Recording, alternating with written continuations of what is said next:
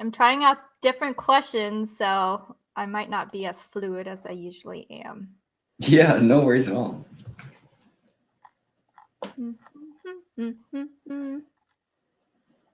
There we go. In. Okay, hey Frank. Thanks for joining us. Guys, hashtag live if you hear live and hashtag replay if you're here for the replay.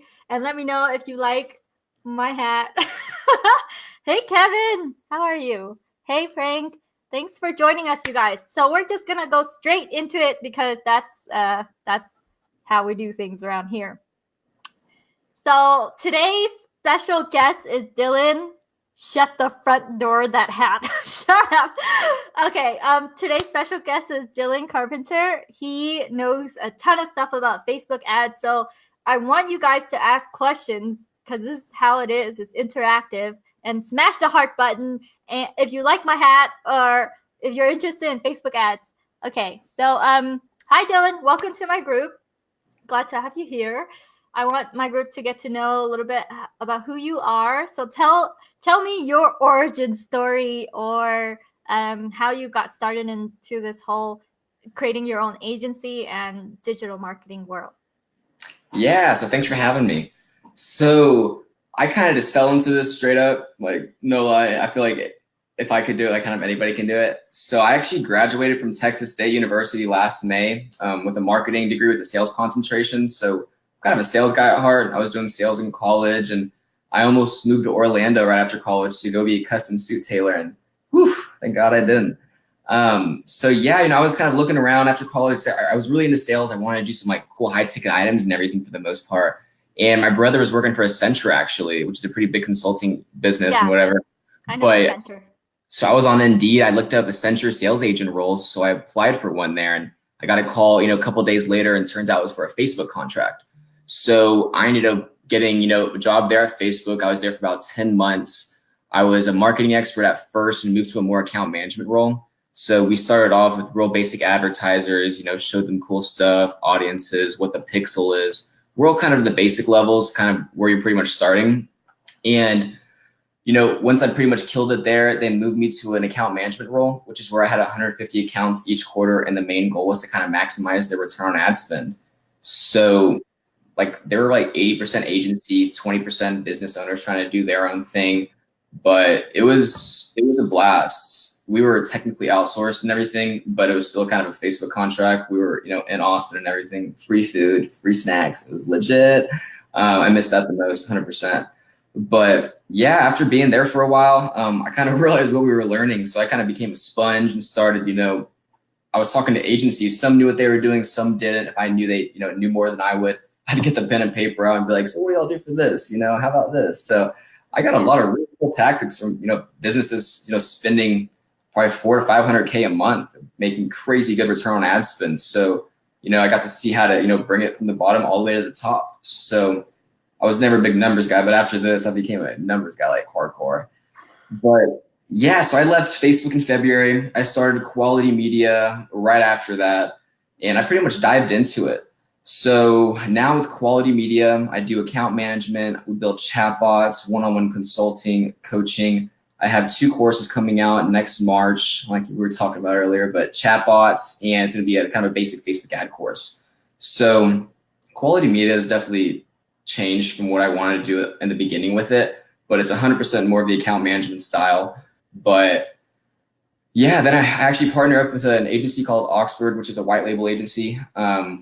We attract, agencies actually, focus in building websites, doing all this other stuff. So, I'm growing their Facebook department as well.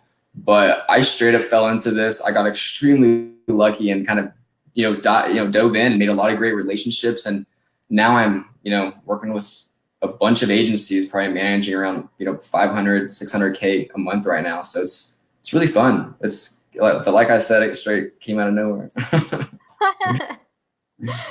That's amazing how you have so much traction so quickly, Kevin says, let's connect Dylan Carpenter. I can turn you into a legend with JV Zoo affiliates. All right. Hit him up after this. Okay. All right. That's so awesome. So, is your success from your connections, or is it because they plunge you into like doing Facebook ads tasks and getting stuff done, and like what like tell me actually like what would make someone successful at Facebook ads? Do they just go take a course on it? Can they learn everything to get to actually have results on YouTube? Like, what is it? Like, I think an audience question would be, how can I run successful Facebook ads? Like, what's the pathway for me as someone who doesn't have all those connections, or like doesn't have a job doing Facebook ads or have an agency running Facebook ads? Yeah, it's a good question. So, one thing I always recommend to people is the Facebook Blueprint. It's one of Facebook tools, but it's free. They have super basic, intermediate, advanced. I always recommend that for people. Also, a guy named John Loomer. That's who I followed when I was at Facebook, actually. He has some awesome content. I think I only bought one of his, it was like a video replay. So I've actually never bought a course, but I've bought a lot of replays from other masterminds like Tim Bird. He's a huge legend in the Facebook ads game, so I always get his replays. But the Facebook Blueprint, it's free. It's really awesome. I wouldn't listen to case studies in all these Facebook groups of people because it's a lot of fake stuff now. Someone made their first $1,000, so they think they can coach someone, spend $1 million next month. So it's too common. But I would definitely say getting familiar with the platform, understanding. I would say getting familiar with the platform is going to be the biggest thing. Understanding what everything kind of does, which is kind of tricky because there's a lot of areas and there's so many tools with Facebook. So I actually have some videos on my Khoality Media page that kind of get down and dirty of what these cool, different little, big tools are that Facebook doesn't explain very well. For example, like if you're building an ad, you usually have different objectives like conversion, store visits, video views, and you can have the same audience and creative for all of these, but based on those objectives, they're finding people to do different things. So if you have a tendency to watch more videos on Facebook, you're probably going to be shown in that video view campaign compared to somebody in a traffic campaign because they may have a higher chance to go to the website compared to the other people. So it's a lot more about understanding what the tools can do. But I would definitely say 100% Facebook Blueprint should be the first place if you don't exactly know what to do, and just kind of go from, the ground up. And then if you stick around with it, you can get Blueprint certified, which you can get Google Analytics certified, but it is free. So I think the Blueprint certification is a little bit more hardcore, and I feel like it's more credible. But it's a lot. I will definitely, I haven't even finished all the Blueprint courses just because, I just don't have time to. And I feel like if I were to, I'd probably bomb it because there are certain things I don't do. Like there's this new Facebook watch and they measure it so weird. I ended up taking a little practice test and I bombed it. So one of these days I'll probably get it. Who knows? I don't even honestly need it right now. But I would just say, be a sponge, be eager to learn. I would definitely say be engaged in groups. Don't be scared to ask questions. There are lots of guys like me in a lot of Facebook groups. We do drop knowledge bombs every once in a while. One thing I would definitely recommend though, before you post something in a group, make sure to search it. Like it just to, because sometimes a lot of these questions people ask are very common questions. So people give smart ass remarks, which sucks, but it's Facebook, people suck. Like it is what it is, but the search tool is awesome. Google's awesome. But, just, I would say understanding the platform and then understanding your audience and, kind of figure out those pain points and then find a product that would fit those pain points rather than just trying to find a product and be like, oh shit, I can sell the crap out of that. That's what I see a lot of issues with nowadays is people find a product and they're like, oh, I can sell this super easy. And, they want to get the quick sale when in reality, it's going to be way more beneficial to kind of build a brand. So, it's more about lifetime value rather than that quick, purchase. If you have them keep coming back for more and more and kind of create that little lifestyle with the brand, it's going to be way more beneficial in the long run. And you'll be able to sell it for more in the long run. So. Good answer. Hey, hey everyone. Thanks for joining. Hey, Michelle. Hey, Nick. Hey, Rodrigo. Hey, Sala. Hey, Frank. Hey, Nick Banks. I'm going to ask some of your questions because that's how we do our meetings. It's interactive. Miss Michelle says, love the hat. Thanks, Michelle. So let's see. How can I master Facebook ads while on a budget? Like, I guess I'll add on to that question. What kind of budget do you need to have? Like, as a person who just is running Facebook ads, tell me what you need to have before you run it. And then when you're running it, what are your expectations if you're just running, let's say, a Facebook ad that you can track sales with, like a, you know, which is usually the case, right? People, a lot of, I don't know, actually, do people run Facebook ads to get likes most of the time? Do people run Facebook ads to get, you know, people into their shopping carts most of the time? Or, you know, how you have to be like prepared somewhat before you run an ad? You can't just have nothing, you know. I don't know, actually.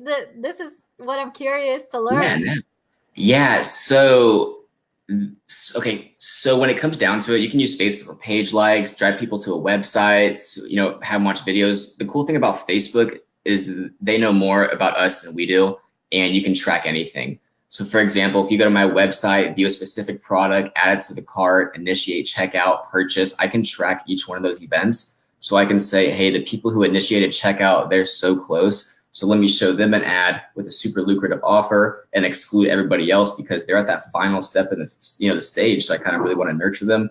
That's a hot lead right there, or, you know, a hot purchase. But, you know, you can do a lot of stuff with Facebook. I mean, it really depends on the goal. I have a lot of clients. It depends on the average order value as well. People, it's very saturated out there nowadays. So those products that are above 30 bucks, it's chances are, unless you have crazy good, you know, customer reviews and all this other stuff, no one's going to buy it on the first go around. So you kind of have to have another approach, which is where you could have more videos, kind of more of a brand awareness kind of phase where it's not as direct responsive, but it's going to catch people's attention, reel them in. And the cool part about videos on Facebook is you can retarget anyone who watched 3 seconds, like 95% of the video. So, you know, if you have people who watch 75% of your video, you might as well retarget them. That's a, you know, pretty warm prospect, take them to that next step in the funnel. So the Facebook pixel is, you know, similar to the cookies with Google Analytics, but it tracks profiles. So even if they didn't come from Facebook, but like chances are no one signs out of Facebook on their phone, you're getting tracked everywhere you go. So it's pretty, the tracking is just super neato about it. But man, I totally got sidetracked on this. Yeah, you're like trailing off somewhere. Let's pull you back. Let's pull you back. What do you need to know before you run an ad?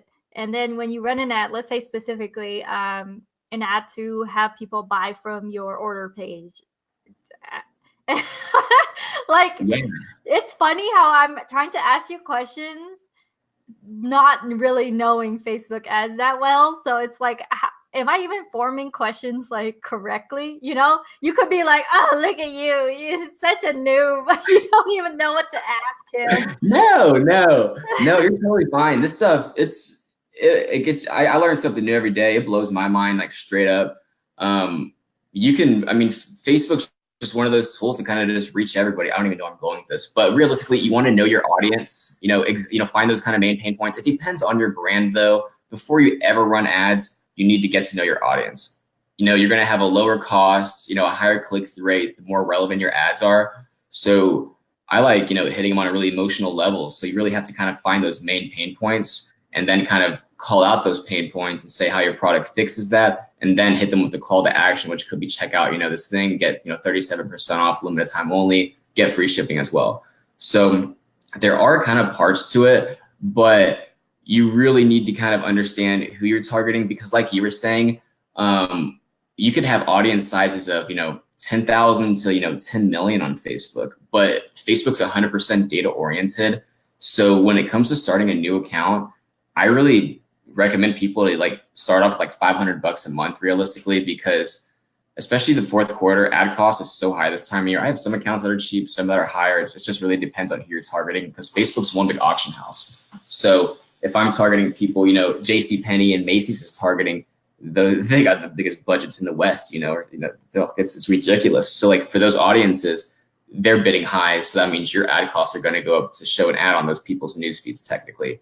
Yeah. So Golly, I'm slaughtering this question. Okay, hold on. Let me rescue you. Here's a specific one.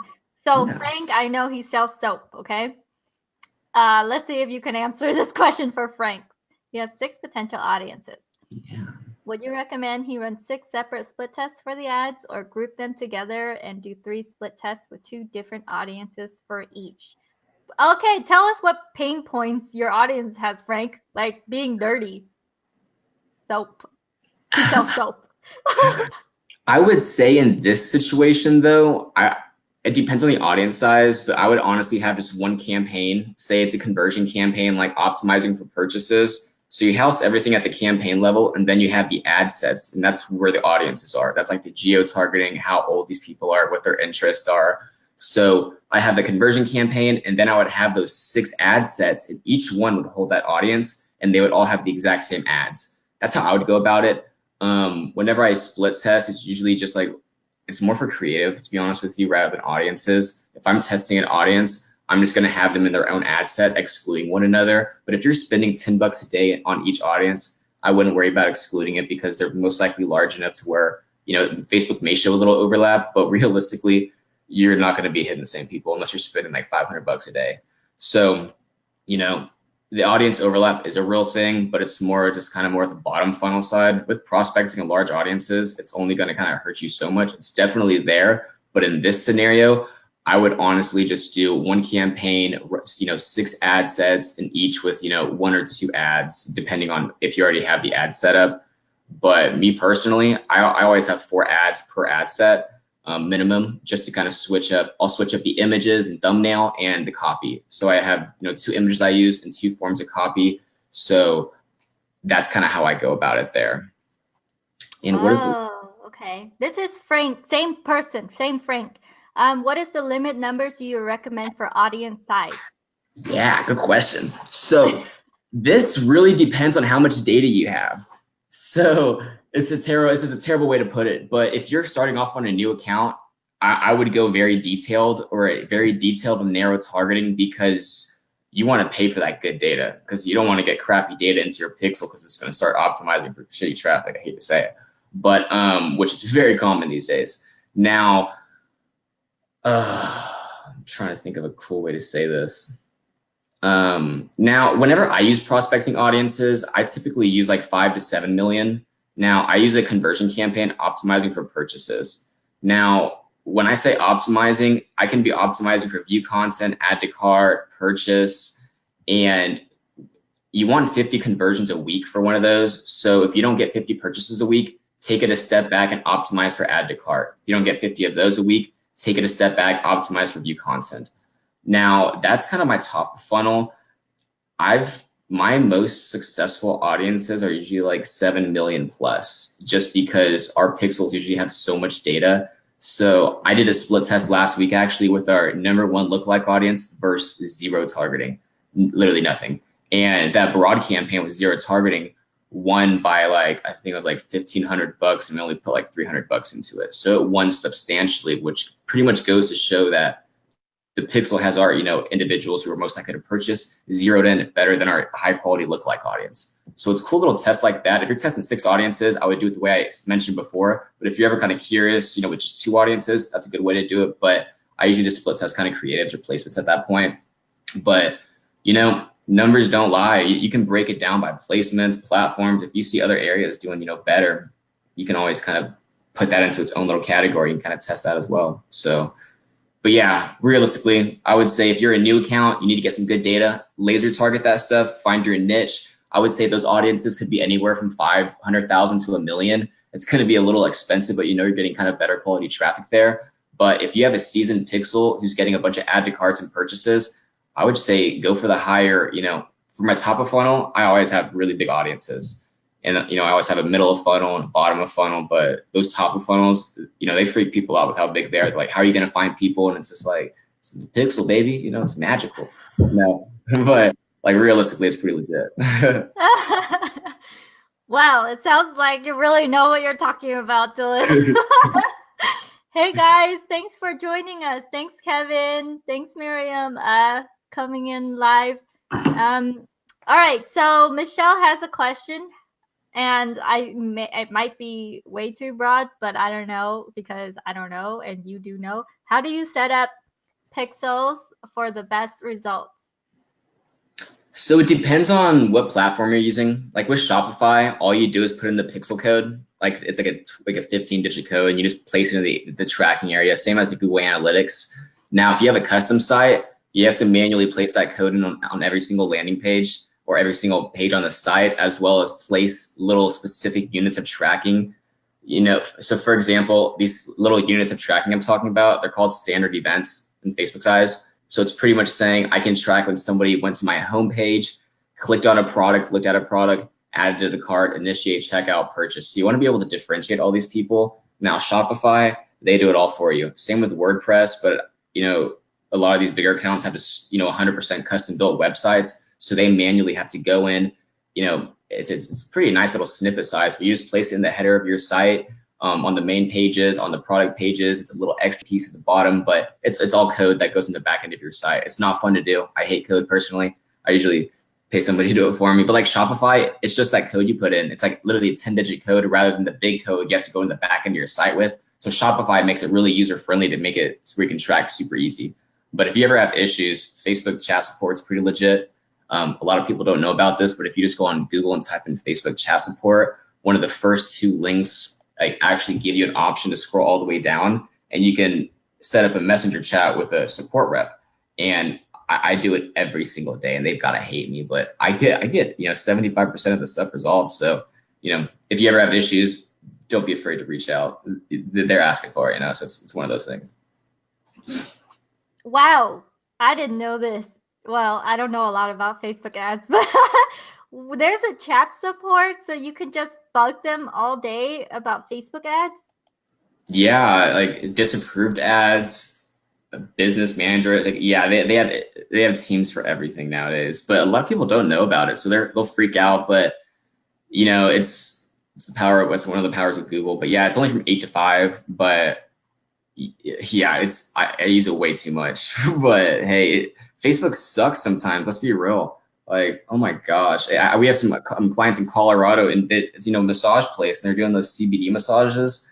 Yeah. And maybe, so when Facebook does the ad approval, they look at the landing page you're going to, of course the ad content, but if your landing page, of course we had a CBD section on there, and the ads wouldn't get approved until you remove that from the landing page. So they're breaking down pretty intense on the actual approval side, but Facebook support usually has a solid reasoning. If you don't get an answer on the ad appeal thing, whenever you appeal an ad, just go to support, give them the ad account ID, what the ad number is, and they can usually kind of get it, fixed pretty quick. Oh, wow. Cool. Yeah. Jeffrey says he's going to turn back his ads after hearing this. But Jeffrey, you sometimes sell CBD, so I don't know if your ad is going to get approved. Because of the CBD, I don't know. Maybe for your traffic on demand solo ads program. John says, "Nice hat, Kim." Yeah, I got this idea from you, John. Thanks. All right. Sala says, "How do I set up?" Let's see. How do I set up Pixel for a website that is not mine? I'm an affiliate. Do you even do that? No, I don't do any affiliate marketing personally, but you have to speak with whoever the web provider is. So if it's like somebody else's site, I hate to say it, but you may be SOL there. Unless they give you access to the back end, or even because that's tough, because we do a lot of webinars like going to Zoom, but luckily Zoom has a plugin where you can pop in a pixel, but a lot of these other ones, you can't track. Like, so you would have to reach out to whoever the provider is, or whoever has back-end access, and try and get it with them. I hate to say it, but that's a tough one there. I didn't know Zoom. Yeah, it's so new. I know. It blew my mind. I had a client tell me about it, actually. I was like, yeah, we can't do that. And they're like, hey, I found an article on it. I'm like, oh, shit. You can't do it. Zoom is like, they have changes recently that blew my mind. Like, you can do remote control. I didn't know for the longest time. I just found out like probably a month ago that I can go in and remotely control people with my Zoom. Anyways, that's cool. I found that really cool too. Oh, okay. So you guys know webinar to Zoom. That is so cool. I'm trying to learn the whole webinar thing as well because my class, Chromebox class, I want to automate it eventually with a webinar. So thanks for that. Yeah. Hey guys, I know you are here, so smash that heart button and hashtag live if you're live and hashtag replay if you are currently watching the replay. Dylan is giving us really awesome in-depth answers. So let me just ask him another question. Let's see. I'm gonna try different questions, you guys, than the other old ones. So, what is the first tool you would recommend? So I know, let me try to morph that question into something that applies. So Facebook ads is you going in and using Facebook, right? Are there ancillary tools? Are there tools that you would need to figure it out? I know like Ad Espresso is a good tool to figure out what other people are doing with their Facebook ads. Are there Chrome extensions? Are there web apps? Are there whatever apps? What tools do you use in your research? Yeah, so when I research, all I do is go to Facebook pages and you can actually view their info and ads. So you can go to any single Facebook page and view their active ads. So if I get a client where I have no idea, what kind of approach to even do, I just got a law firm a couple weeks ago and I was like, ooh, some legal activity. So I had no idea what to do. So I just found the top, within the area and all these, cities, Austin, San Antonio, Los Angeles, all over the place, and looked at some of their ads, and I got some badass lead magnet ideas, and now we're implementing those and they're doing really well. So when it comes down to it, the only tools I really kind of use to help from the ad creation side is that. So I go there, you can view, I also get really good deals doing that. I'm a big deal guy. But also there's something called Facebook Niche Finder. It's FBNICH, Finder. It's a very low key product. It's in a group called Facebook Ad Buyers. One of the guys in there built it, but it basically uses Facebook's API and pulls all of their interest targeting with audience sizes.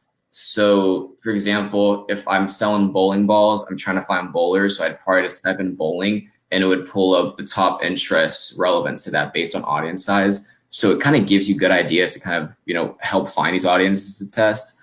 But that's like a pretty much 100% for like newer accounts. I have no idea who to target like whatsoever. Oh, okay. Facebook niche, FB niche finder. They don't want to call themselves Facebook niche finder because they probably get scared. Yeah, who knows? Just like all the ClickFunnels and tools, they call themselves CF something. It's not like they don't use the word ClickFunnels. All right, does that answer your question? Hopefully it does, you guys. Hey Jeffrey, hey Frank, hey Joe, thanks for joining. How are you? And smash that heart button, you guys. So that's a really cool tool, Facebook Niche Finder. You told me that you could just view active ads from the page. Where do you go? Do you just are you gonna be like just Google it, Kim? No. I was gonna say if I can share my screen. I don't think I can though. But what you do is, if y'all are on your desktop right now, go to a business Facebook page. This is you too, Kim. Let's do it. Okay. And when you go to that business page, on the far left side, it's gonna have that column of all those, home, about. Oh, I'll go to Khoality Media. I don't have any ads up right now, actually. I don't think I do. Damn it. Yeah. Okay. Elson. Okay, and then hit info, and then hit what? Info and ads. It'll be on the far left side. Click info and ads, and then active ads after that, and you'll be able to see all of the ads they have live. And if it shows no active ads, then no. But that's a pretty cool way to find prospects as well. If anybody is looking to get in the game, I do this for a lot of accounts. I'll go to their website, see if they have a pixel. If they don't, I'll send them a message. Hey, you're missing out. Or even on their Facebook page, if I see a local business or a dentist that has like really crappy ads, I'll totally go get a teeth whitening and be like, hey, you should check this stuff out. So I honestly use that as a lead magnet at a local level. But it's pretty, if it's a crappy ad, I can do it better, I'm totally gonna try it. How many times have you had your teeth whitened? Your teeth look really white. 4. Yeah, 4. Yeah, definitely 4. It happens a lot. That's in my other, it's another business scheme of mine. It's gonna be a dental bot. So I got a whole, fake business page. I'm like, oh hey, go to here. So, it's one of many ideas. Okay, that's so cool. Guys, smash the heart button. Thanks for being here and viewing this interview. Do you buy that chair from a Facebook ad? Is Kevin's question. Yeah, I did. Harmon. Hell yeah, I did. Secret Lab. I waited to get a good deal, and I used that little Facebook trick I just showed you. Got 20% off this bad boy. But hey, I recommend a good. If y'all are sitting down all day, get a good chair. It may come off as expensive. Like, oh, do I need that for a chair? But oh my god, yeah, it's so nice. My back feels great right now. Like, shoot. Yeah, it's either a good chair or your spine. Yeah. Which one is it? Yeah. You can't have both. No. You can't have both, either a chair or the spine. Okay. Let's see. Another question. What income route would you? What? Let me see. I'm trying new questions. Okay. What is the most difficult thing that you've had to encounter while you were building your agency, your Facebook agency? Oh yeah, wearing all the hats. I would say my biggest bottleneck is implementation. So like, I don't write any ads for myself. It's all referral and word of mouth. And my biggest thing is, I love to work, so I work way too much. Now, with that being said, I'm a quick guy. I get stuff done super fast. But now I'm having to be like, it's going to take 7 days, which is like my cap. So with that being said, my biggest thing is implementation. So I have 2 interns now, all hands on deck over here. I'm training them how to run Facebook ads. They're still in college, and little do they know they're going to be getting some crazy badass experience. And like whenever they graduate, it's going to be super lucrative. So that's pretty cool. But they'll be the ones building my ads, building my chatbots. So I'm kind of moving to a more strategizing role, more consulting on the side. So I want to be able to be like, hey, I want these campaigns, ads, audiences all put together, make it happen. So that's my biggest issue. Another thing was the contracts. I did just graduate from college, so luckily I had a lot of resources still, but that's the financial side and accounting side sucks. I use QuickBooks, but man, making contracts and all this stuff, I'm like, shit, yeah, if y'all want to send it, I'm totally down. I'm it's next year's gonna be so different because this is the first year I'm kind of doing this, so I'm just going with the flow, and it's been epic. So it's definitely a weird concept, but yeah, that's wearing all the hats. The financials just makes you want to pull your fucking hair out. Excuse my language, but oh my god, it drives me bonkers. That's like I gotta pay somebody for that. But hey, that's where we're at. So it's cool. Hey, problems that you want to have. Exactly. Yeah. All right. You're like, right. Joe Kusky says, ask about Group Convert if he has it. Okay.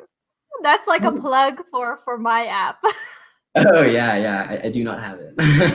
Ooh, okay. You're a potential person.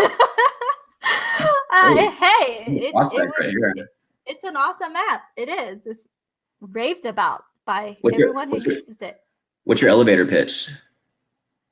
My elevator pitch.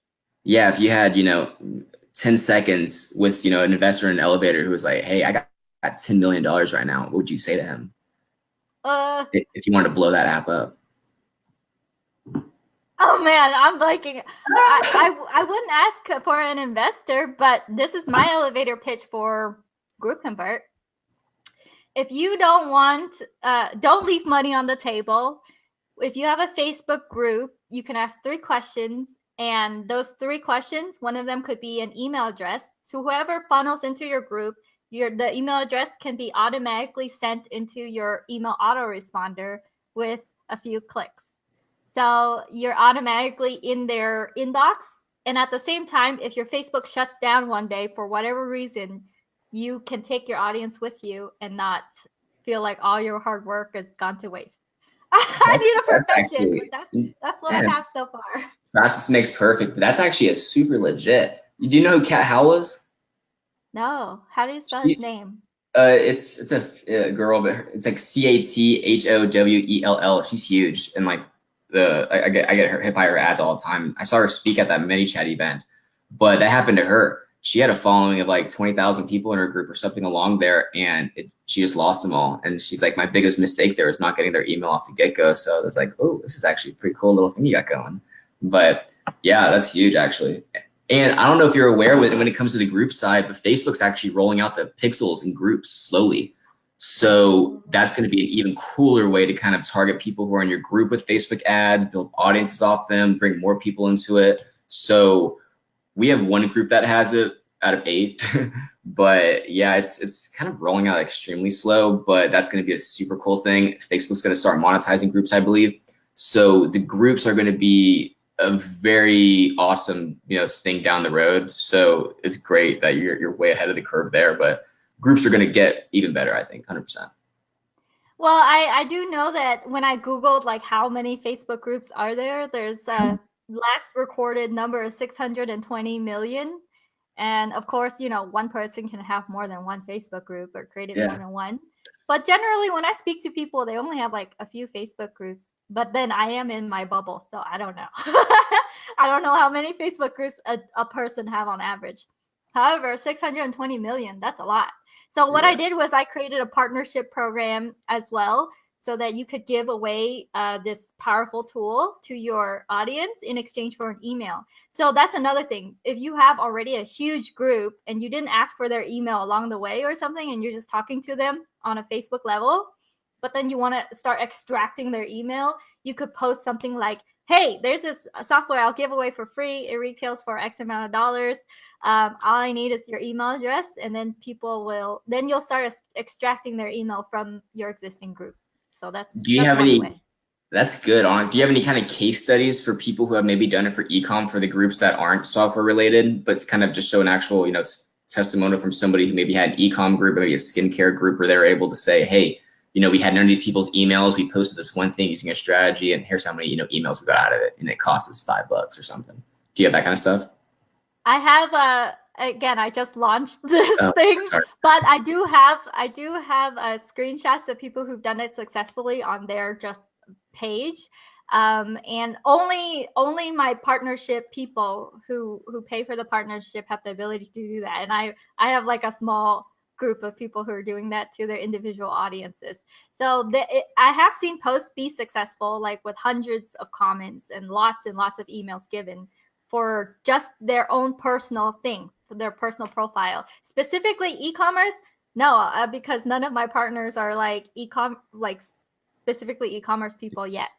But I don't know. Maybe I'll do an e-commerce case study or give a partner that ability and see if I can get testimonial. But why e-commerce? What is your question really? Like, what's your real question?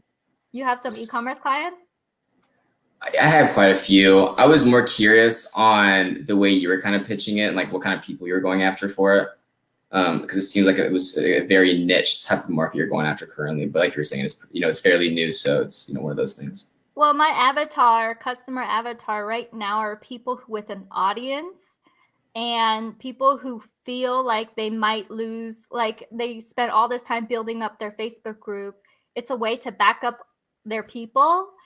And at the same time, it's a way for their people to love them for something. And also if they have like any kind of product, they could attach it to their existing product. Let's say they're selling something, they could attach it as a free thing and say, hey, you also get this software to grow your own audience. So I don't know, forming it out. I don't know. Yeah, we pretty much answered the question right there. So yeah, I mean, I would say the biggest thing is, hey, do you want all your group's emails, that kind of stuff? That would catch my attention. So but yeah, that's cool. That's different. I love technology and hearing stuff like that.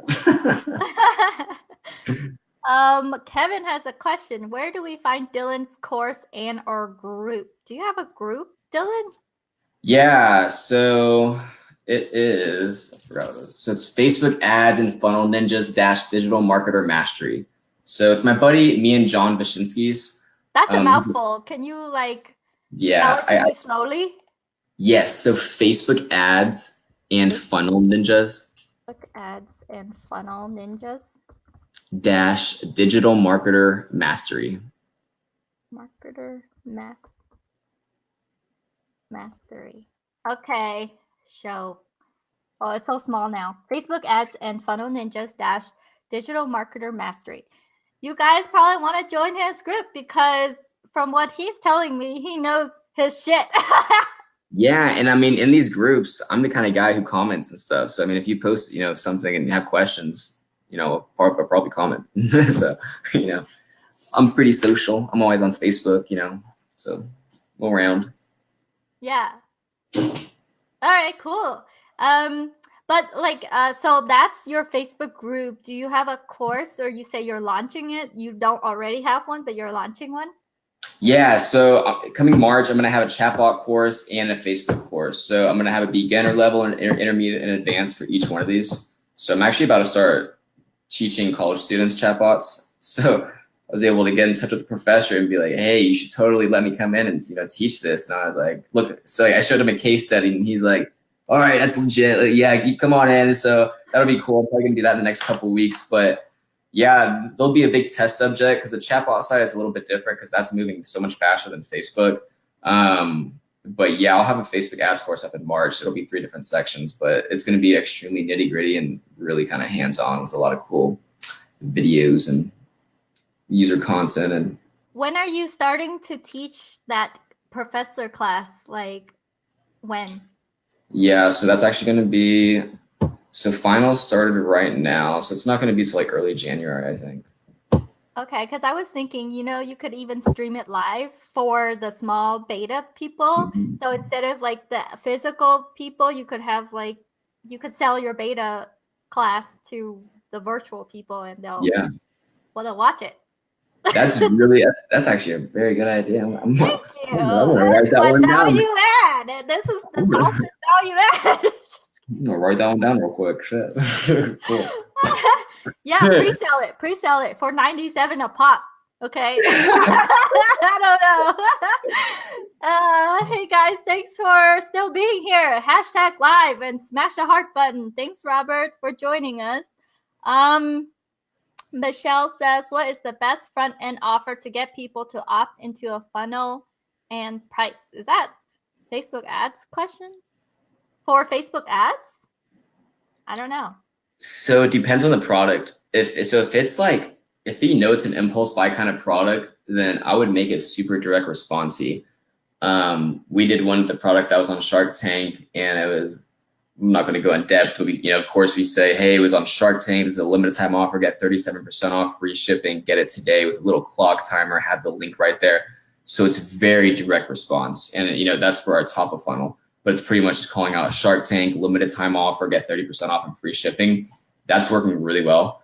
Any kind of discounts work really well too. People love discounts. So like for Black Friday and Cyber Monday, I know it's not relevant right now, but we had, of course, out of all of our e-com accounts, there was one product in there that was 70% off. So of course, everything else, like, 15, 20% off. And I'm like, hey, get up to 70% off. So people are like, what?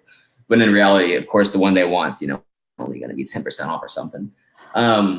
So I would definitely, it's a real thing. I love it. I click great.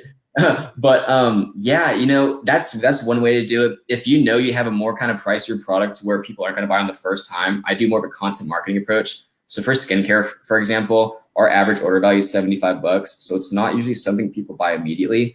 So I like to do blog posts. So more of a content marketing approach, which would be, we got this one up a couple days ago. Hey, these are the top 5 skincare ingredients you're not going to want to miss out this holiday season. So it's nothing ad related. It's an ad, but little do you know, you're going to go to my blog post and I'm going to retarget you with 5 different kind of ads. So that's the kind of first step in the funnel there. You've already seen my branded page. You've had an article. You learned a little something. Of course, the article is kind of calling out these main points I know these products will fix. So then I hit them with those products with those same pain points mentioned in the article. And then once they click on a product, that little pixel, it fires and says, hey, Kim viewed this product. So now I have another ad going saying, hey, Kim, you forgot this item in your cart. Here's 10% off. And it's showing the exact same thing you were looking at. So you can kind of follow them all the way through. So a lot of it can be automated. There's a term called evergreen funnels I do for a lot of business coaches where they have live webinars going every single Wednesday, and we just keep it running, but it's just a replay. So you have to refresh some things every once in a while, but it's considered evergreen, so you don't have to kind of touch it. But yeah. Wow. Wait. So if I make a course and then I can hire you because you have an agency to help me with my evergreen webinar? Yeah. Really? It's fun. Yeah. So like what we do is we drive people to a webinar page, and it's usually it's just for a free webinar, but the main offer we get people to stick through, because we saw a lot of people dropping off. We're like, hey, if you stick through the whole thing, we have something you're not going to want to miss out on. So of course depending on the coach, we have an offer at the end of it, but that alone got probably 20-25% more people to actually stick out through the whole video. And based on that, if any of y'all are in the coaching scene, lead magnets are where it's at. So like at that ManyChat conference, I forgot her name, but she was, she used to work at Digital Marketer, and she's priced. Yeah. So she was crazy cool, but she spent like $6.5 million on her coaching ads. And she was saying to get somebody to convert on her like $10,000 course, I believe it's 2 to 3 lead magnets. So don't think you're just going to, out of the gate, give them one piece of value and it's going to work. Chances are maybe not. So I would definitely say have, at least 5 lead magnets prepared always. That could be a PDF. Here are the top 5 tips to keep your skin clear. We have a webinar, check a sneak peek at the first 5 minutes here. So there are a lot of ways you can go about it. Have them take a quiz. People love quizzes. Hey, do you have what it takes to sell your own home? Hell yeah, I do. I'm gonna be triggered and be like, I know I do. So I'm gonna take it. You're gonna be triggered. Yeah, I do ads for like Austin Pets Alive in Austin down here, and we had one ad that I wanted to kind of test out, and everybody's kind of criticizing pit bulls and stuff, so it was a pit bull adoption. It was a very specific ad, and that specific one hit people super emotional to where it kind of triggered them to where because the way Facebook works, the more people who comment, like, and share on an ad, the more Facebook's going to show its people, because it's like, hey, Facebook, people are enjoying this ad, let's show it to more people. So even though it was negative, maybe comments on it, about pit bulls, that was boosting my ad, getting me more organic reach. So I was like, bring it, bring it on, So sometimes, it's the algorithm's pretty weird sometimes, but it's really cool if you know how to kind of work it. Awesome. So you told me like 3 magnets. What's the other 2? Yeah, so we use PDFs, quizzes, webinars. A lead magnet is just anything of value, really. It could be a case study. That's a good one. A testimonial? That's a lead magnet? Kind of. I don't know. I would use it for a credit. So I do middle funnel. So my middle funnel in ads is to kind of build the credibility and trust, because people want to do business as they trust, or you know what I mean. So my middle funnel ads, it's people who've been to my site, went to my Facebook page. Chances are I'm gonna have a testimonial from little Susie, saying, "Oh my God, I love this product. It was so cool," because people like seeing that stuff. And if you want to really kind of boost some sales on an ad, we did a pretty cool test a couple weeks ago where we had 2 of the exact same ads. One was going to a cold audience, and one went to our previous purchasers, the people who purchased in the past previously.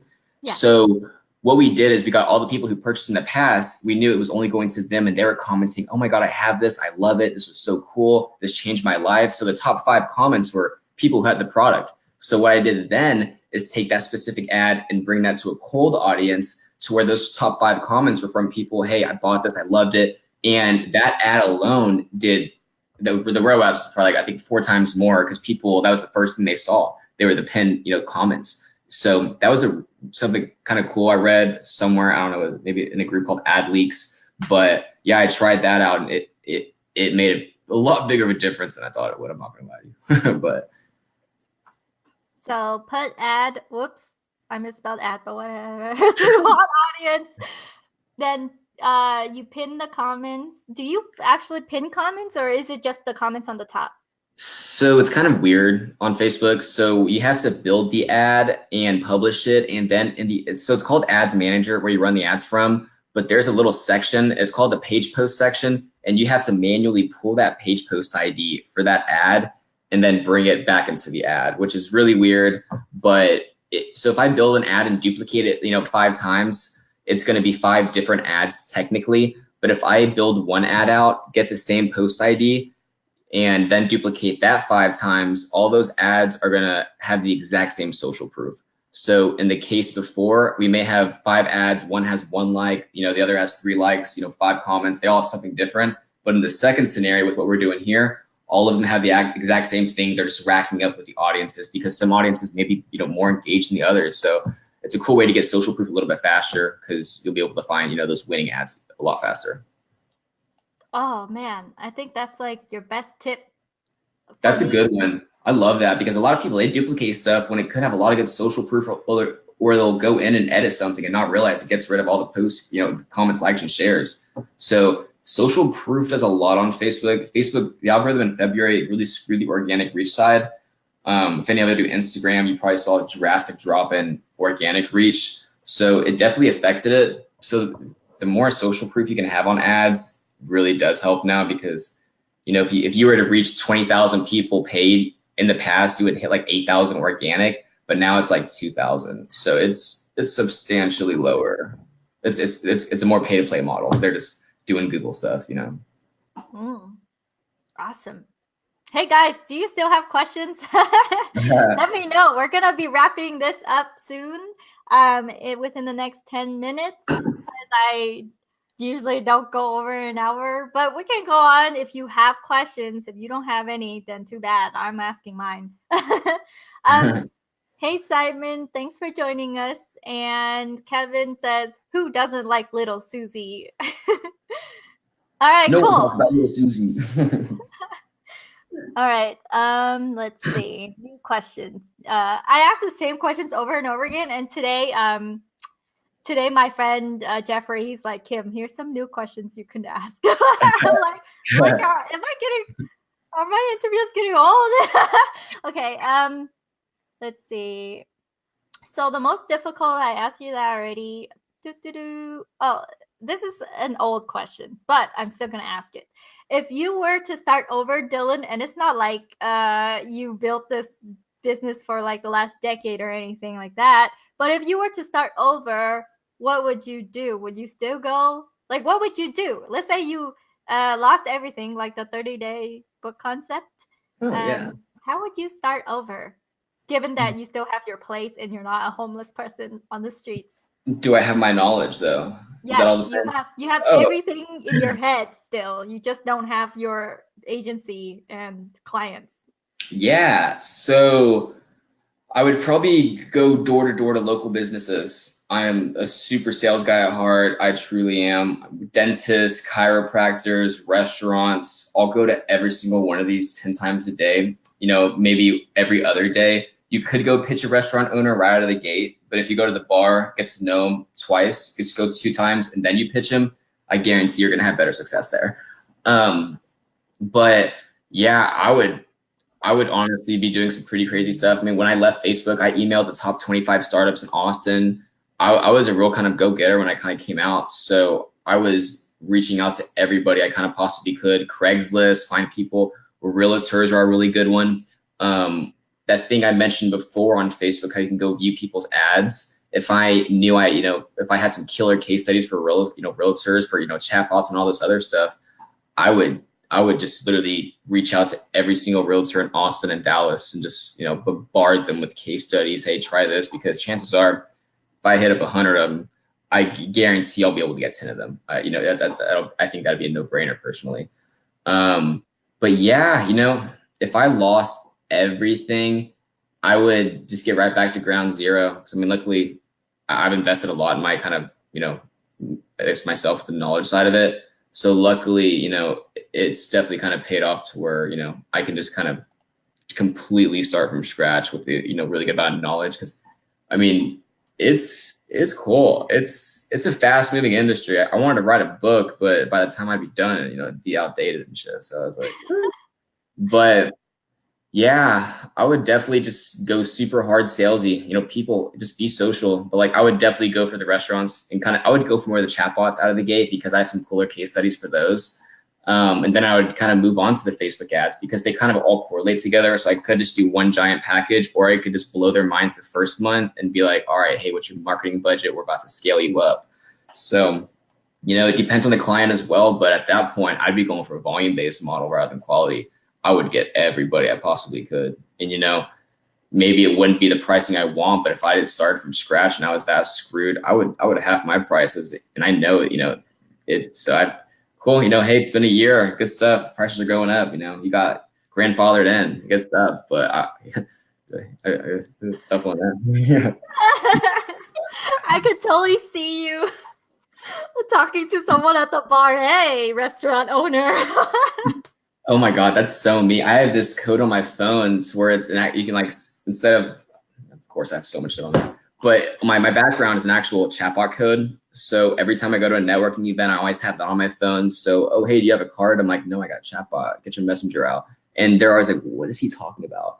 They always like, oh, this guy probably sucks. And then they see what it is and they're like, holy crap, this thing is so cool. But now they're in my bot. I can message them whenever I want. Plus, it kind of creates a really different experience to kind of really see what chatbots can do.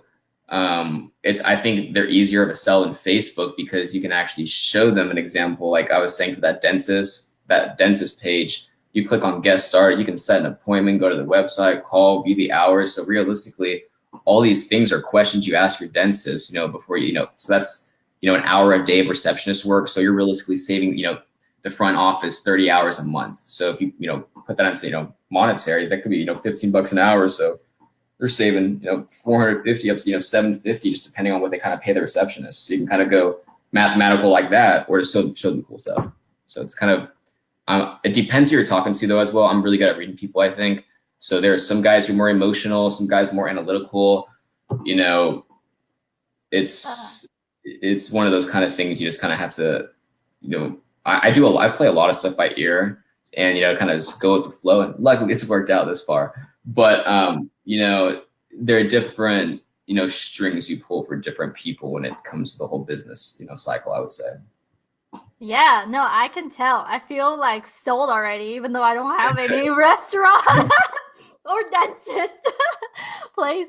All right, so what if hey guys, hashtag live and smash the heart button and all that good stuff, and hashtag replay if you're watching the replay. Man, you guys are hitting me with questions now, huh? More questions. How do you get that chatbot? Where do you get that chatbot app thingy? Is it a QR code that you made, or what do you do? Yeah, they can see me. I was like, can they see me? Actually, let me show y'all. They'll do it right now and have their mind blown. Let's take a screenshot. So that's literally it. So like they just go open it. But yeah, I just use the ManyChat.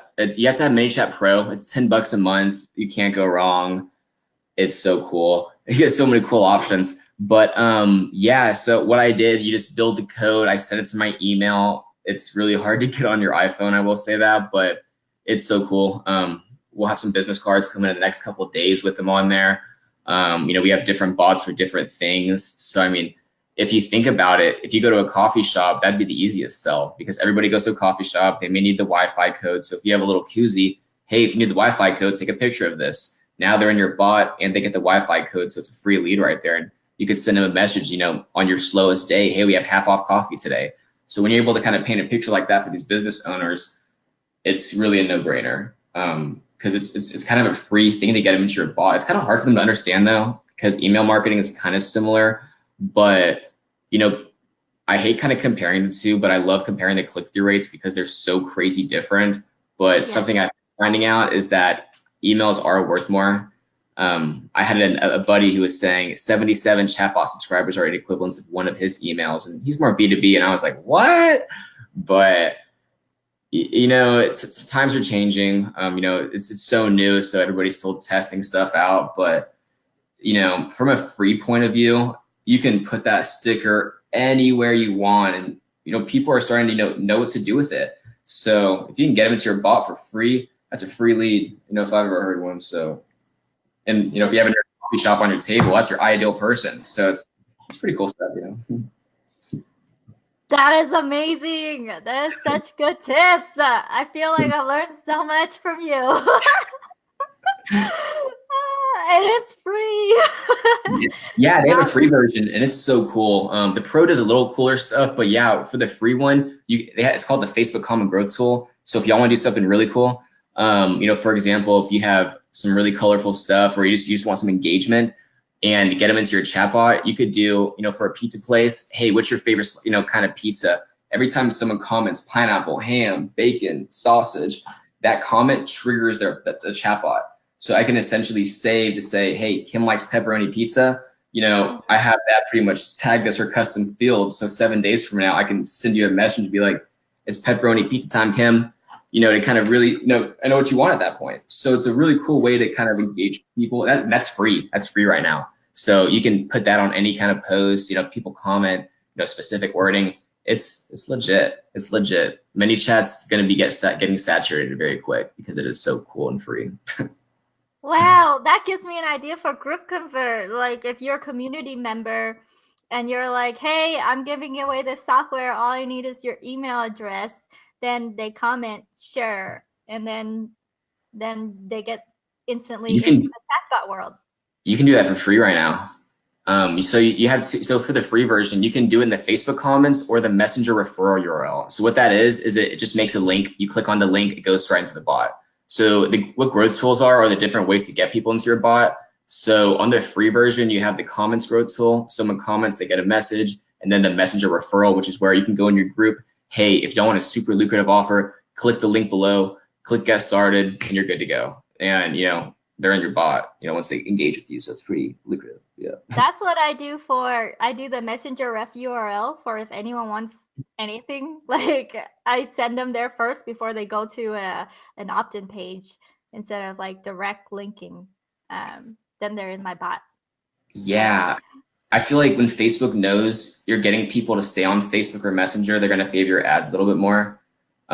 There's a quiz tool called a WooBox. It's on Facebook. It's like one of Facebook's native tools, actually.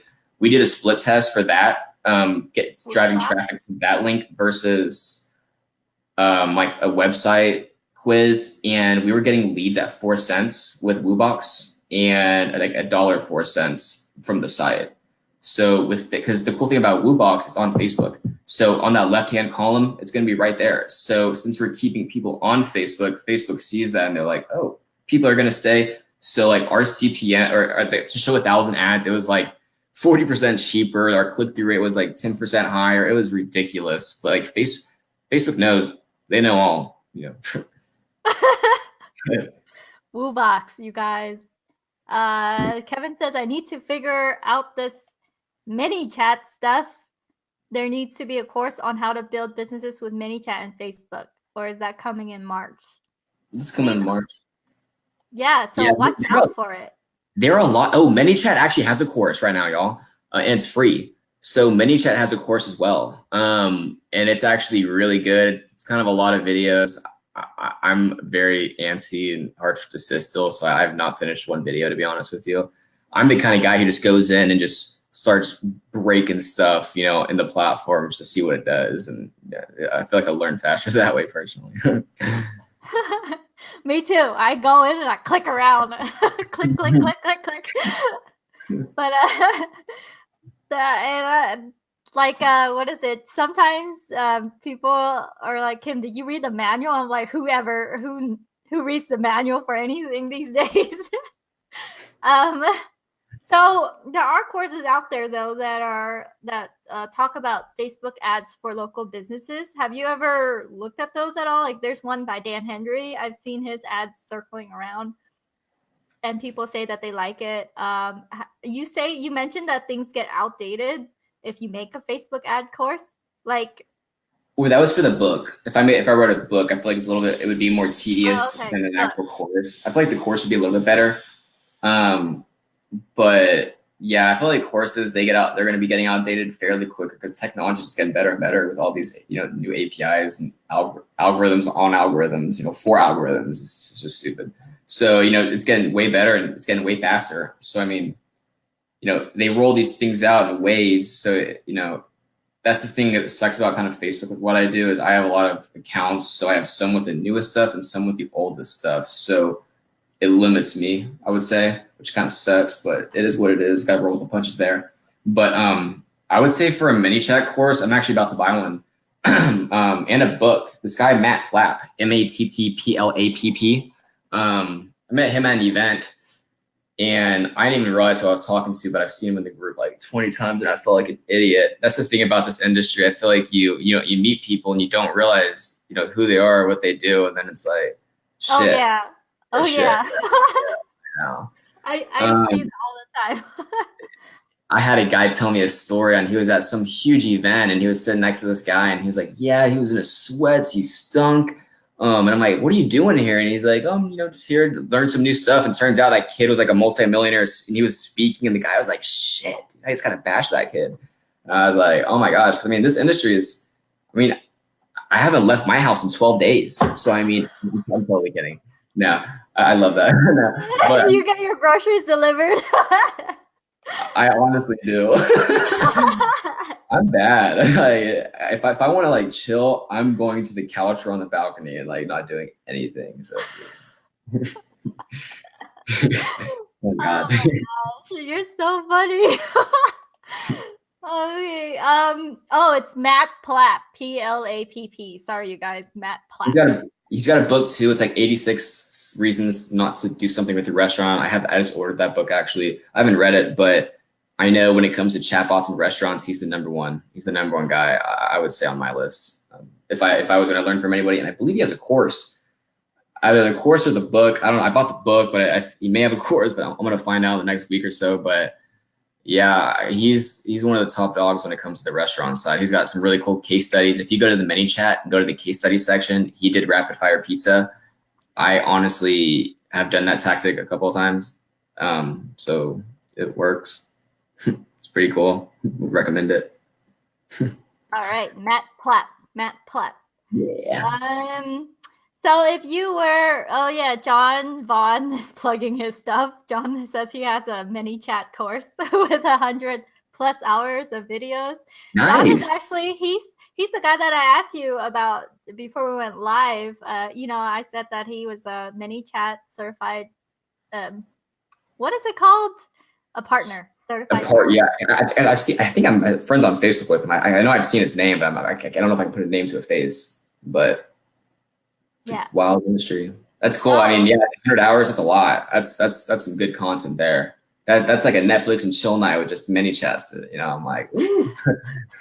I buy these replays. They're like 5 hours long of like these guys talking, in Bangkok about Facebook ads, and I'm like, oh my god, yes, analytics. It's so corny, but I love that shit.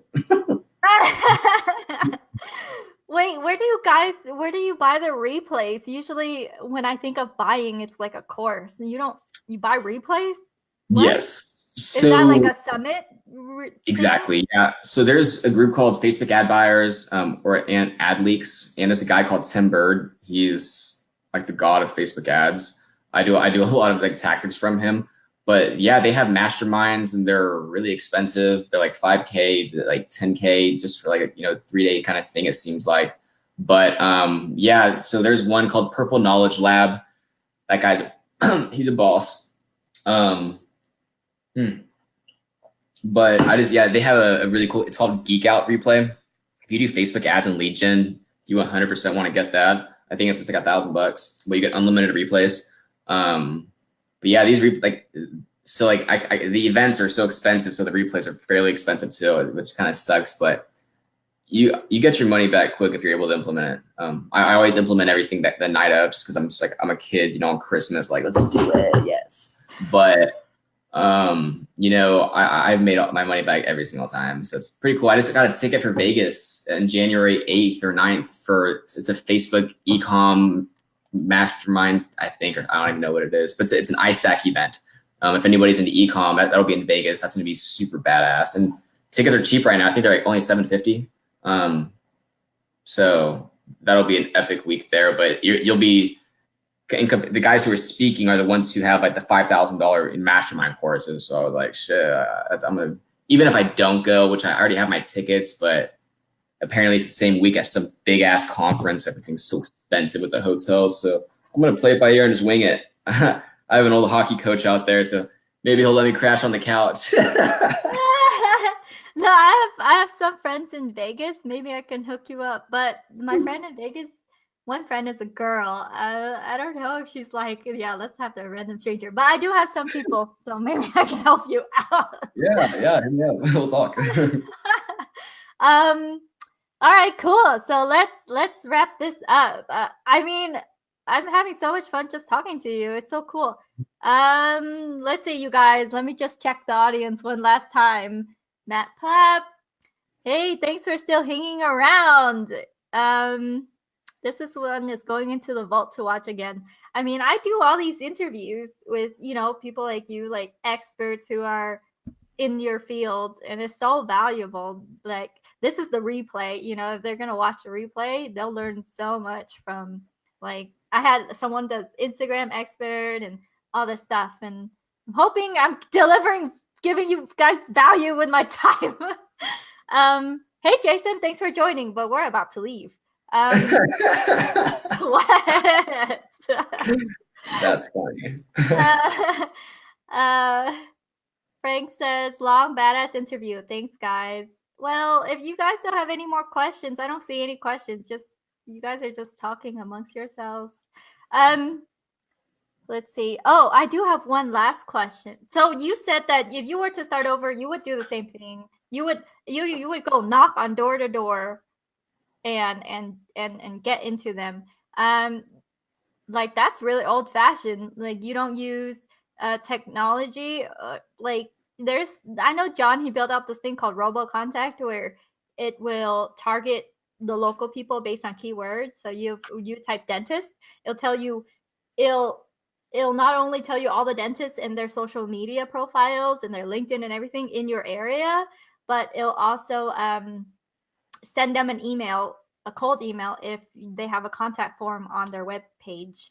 So it's like, hey, and then they could reply back. But I don't know if that's a tactic you ever use, or you feel like you'll get into their spam box. Or I do that a bunch. I mean, I send emails out all the time. Like I said, I go to other agency websites, and if they don't have a Facebook pixel, I always put in like an inquiry just to like kind of fuck with them, to be honest with you.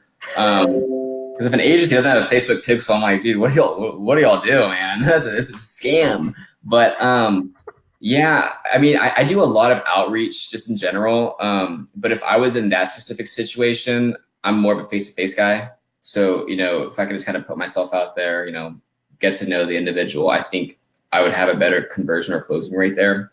Of course, I go back to the analytics of it, of course, but I'd blast some stuff out on LinkedIn and Facebook, probably, but I would say my main thing where I'd have fun with is just going out to these different businesses, kind of showcasing, getting down and dirty, yeah, door to door, that's pretty extreme, but that is. I did in college, and it was actually pretty shitty. It's as shitty as it sounds. In college, I tried selling painting. You know how they have that program where you paint homes and stuff. I don't know if you ever looked into that, but yeah, like there's so many door-to-door activities that college students can do. So I know some of the people watching the replay probably have the money to pay you for an agency job. Do you take clients that are just online only, or do you try to look for more local people? Yeah, so I do both, honestly. Local's fun. I like it's been being in Austin. I love being face to face. Like, well, I'll go there and do business stuff and face to face. But yeah, we have a ton of brick and mortars, e-com sites who have never had a physical store. People who sell out of their living room. I mean, if it's a cool item that I think has potential, even if it's something new, I love that stuff. I mean, I'm pretty new into this, so I'm looking to grow with a lot of badass experts. So I'm just kind of, getting out there and seeing what's all out there. But I would say, God damn it, I'm getting so off. It's been such a long day. I'm so sorry. Oh my God. Get back on track. I don't remember the question. My question is, okay, specifically me, how much would you charge me if I was like, okay, Dylan, I'm ready for you to help me with Facebook ads and automate a webinar. Like, what is that? Do you have to like think of a number, or do you have to like, I don't know. What's your package? Basically, Yeah, so what's it's your based on packages? it's based on ad spend. So of course, the more you spend, the more you're going to pay. I typically have a setup cost, which is $500, and that'll be the first month along with the monthly retainer. And that monthly retainer can range anywhere from $500 to 3K, but probably more depending on ad spend, because we have a couple accounts who spend like 300K a month, and that's a fun ad spend to take from. But we have a lot of people who spend $300, and yeah, if y'all are in the group, I do account audits. I usually do it for like $100, but I'll do them for free. Take a look at your ad account. If you've done anything on Facebook, set up a follow-up call for 30 minutes. I'll give my recommendations, what to fix, that kind of cool stuff. And hey, if you like it, you're more than welcome to kind of hire me to kind of do your Facebook ads. But I would definitely say, in your situation, depending on what you spend, I would just waive that setup cost and just probably do a flat 500 out of the gate. All right, cool. Sounds good. Because I have a lot of cool resources for that webinar. If you ever need assistance, feel free to reach out. This was a blast. I love this stuff, so I'd be more than happy to kind of help you out. Yeah, the hookups. Well, I can pay, and I will for it feels like just from speaking to you for an hour, I'm like, oh, your stuff. Like, I actually talk to you. You're not like a random person online that I'm Googling about, So like, that's how it is, though. If you hire anyone to do Facebook ads, that's how it is. That person's random until, I don't know, still random. So yeah, it's usually different because I have people in Ireland, Dubai, Wales. We run ads in Slovakia. We're everywhere. So I video chat with a lot of people, and man, I always look like just absolute death. It's so wild. I don't know how they put up with it, but yeah, it's a different kind of everything is so digital nowadays. You don't actually see people, so I feel like it's just different. But I'm a rambler. I don't know where I'm going with this. I'm honestly like, oh my gosh. Oh, Michelle says that she needs an ad consult. There you go. One person. Yeah, feel free to send me a message on Facebook. Yeah, and say that you know Kim Dang, because that's how it is. Just kidding. Okay, you guys, I'm gonna let Dylan go because it's a long day and he's stuck around for over an hour. And so Dylan, what I'm gonna do is click end broadcast, but we'll still see each other, and then I'll say bye to you there. But so I don't cut you off right now. Yeah, you're fine. Bye everyone. Thanks for sticking around. Bye.